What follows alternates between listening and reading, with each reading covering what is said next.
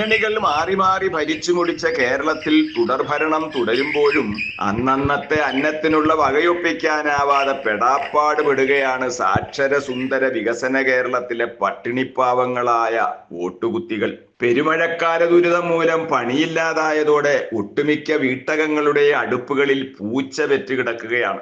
ആഴ്ചയിൽ ഒന്നോ രണ്ടോ പണി കിട്ടിയാൽ കിട്ടുന്ന 1000-ഓ 1500-ഓ രൂപ കൊണ്ട് ഒരു തൊഴിലാളി കുടുംബം ഒരാഴ്ചക്കാലം എങ്ങനെ ജീവിക്കാനാണ്?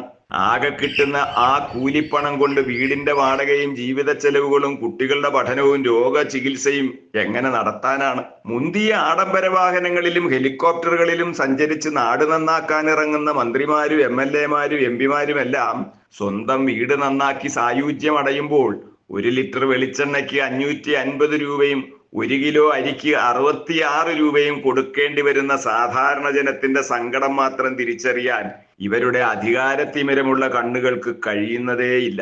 പൊതുവിതരണ സംവിധാനത്തിന് തവിടിൽ വീണ കല്ലുപ്പിന്റെ അവസ്ഥയും.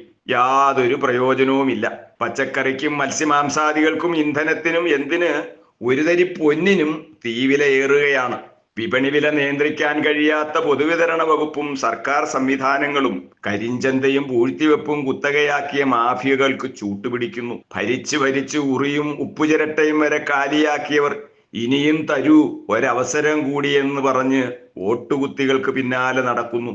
രാഷ്ട്രീയത്തിൽ ഇറങ്ങി അതിസമ്പന്നരായവരിൽ പലരും ഇപ്പോൾ അംബാനിയും അദാനിയും സമ്പാദിച്ചതിനേക്കാൾ കൂടുതൽ സമ്പാദിച്ചിരിക്കുന്നു. എന്താണ് തൊഴിലെന്ന് ചോദിച്ചാൽ പൊതുപ്രവർത്തനം എന്ന മറുപടിയും. പൊതുപ്രവർത്തനം എന്നത് പൊതിപ്രവർത്തനം എന്ന് തിരുത്തണമെന്നാണ് ഒറ്റമൈനയുടെ അഭിപ്രായം. പണപ്പൊതിക്കായുള്ള പ്രവർത്തനമാണ് രാഷ്ട്രീയക്കാരന്റെ പൊതുപ്രവർത്തനം എന്നത് പാവം വോട്ടുകുത്തികൾ ഇനി എന്നാണാവോ തിരിച്ചറിയുക. പാലം കുലുങ്ങിയാലും കേളൻ കുലുങ്ങുകയില്ല.